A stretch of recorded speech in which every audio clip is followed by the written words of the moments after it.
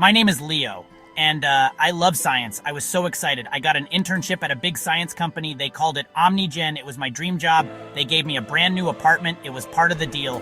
I packed my bags so fast. My old room was small and boring. This new place was going to be an adventure. I couldn't wait to start my new life. Moving day was the best day ever. I thought my life was finally starting. I was ready for anything, or so I thought. The apartment was perfect. It was on the top floor of a tall, shiny building. Everything was new. The kitchen had sleek silver appliances that hummed quietly. The living room had a huge window. It looked out over the whole city. At night, the city lights twinkled like a carpet of stars. I felt like a king in my own castle. I set up my computer and my science books. I was going to change the world. I just knew it. I spent the first night just staring out the window, dreaming of the future. It felt too good to be true. I unpacked all my boxes. I put my clothes in the closet. I arranged my posters on the walls. Everything had its place. The silence was nice. It was peaceful. I made myself a sandwich and sat on the new sofa. This was my home now. My very own home. I didn't have to share it with anyone. The company was so generous. They really took care of their interns. I felt so lucky. I thought, this is going to be the best summer of my life. I had no idea what was waiting for me. The first week was amazing. I loved my work at OmniGen. I was learning so much. My bosses were smart and friendly. I made new friends at the lab. Every evening I came back to my wonderful apartment. It was my sanctuary, my safe place. I would cook dinner and watch movies. It was all so normal, so perfect.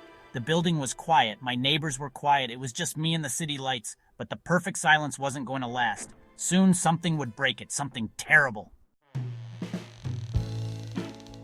It started with a whisper, a cold spot in the hallway. I would be walking to the kitchen and suddenly, I'd shiver. The air would feel icy cold, just for a second. Then it would be gone. I told myself it was just the air conditioning. Buildings make weird noises, right? But then I started hearing things. A soft scratching sound. It sounded like it was coming from inside the walls. I would press my ear against the plaster, but the sound would stop. It was playing tricks on me. A spooky game of hide and seek. Then came the screams. It was always late at night. Around 3 a.m. I would be fast asleep and a scream would jolt me awake. It was a terrible sound, a man's voice filled with pain and fear. It echoed through the apartment. My heart would pound in my chest. I would jump out of bed and turn on all the lights. I checked every room. I looked in every closet. I even looked under the bed. But there was never anyone there. The apartment was empty, except for me and the screaming ghost. I was so scared. I couldn't sleep. Every night I would lie in bed waiting for the scream. My eyes would be wide open in the dark. I started drinking coffee to stay awake at work. My friends at the lab noticed. "Leo, you look like a zombie," one of them said. I tried to laugh it off. How could I tell them? How could I say, my apartment is haunted by a screaming man? They would think I was crazy. So I kept my secret, my terrifying, noisy secret. The fear was getting worse. I felt like I was being watched. Even when I was alone, I could feel eyes on me. A creepy, invisible presence followed me from room to room. Sometimes a door would slam shut when there was no wind. A book would fly off a shelf. I was living in a horror movie. This wasn't my dream apartment anymore. It was my nightmare. I had to do something. I couldn't live like this. I needed help. I needed someone to get rid of the ghost. For good. I was desperate. I didn't know who to call. The police? What would I say? That a ghost was screaming at me? So I did something I never thought I would do. I went to a church. I told an old priest about the screams and the cold spots. He listened patiently. He told me it sounded like a troubled spirit. He gave me some holy water and a cross. He said he would come and perform an exorcism. A real exorcism. I felt a little bit of hope. Maybe this would finally work. The priest came over one evening. He chanted prayers in a language I didn't understand. He sprinkled holy water in every corner of the apartment. The air grew heavy and cold. Suddenly, the screaming started. It was louder than ever before. It was angry. The lights flickered on and off. The priest's face went pale. "This is a powerful entity," he whispered. "My prayers, they are making it stronger." He packed his things and left in a hurry. He told me to leave the apartment, but I couldn't. This was my home. And I was a scientist. There had to be a logical explanation. The priest's visit made things worse. The screaming was constant now. The invisible presence felt more solid, more threatening. One night, a plate flew out of my hands and shattered against the wall. I stared at the broken pieces, and then I saw it. Behind the smashed plaster, the wall looked hollow. My curiosity beat my fear. I grabbed a hammer.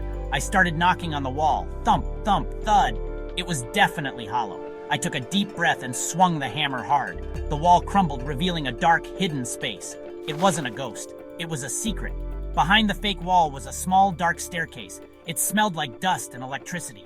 Where did it lead? My heart was pounding, but I had to know. I grabbed a flashlight and took the first step down. The stairs creaked under my feet.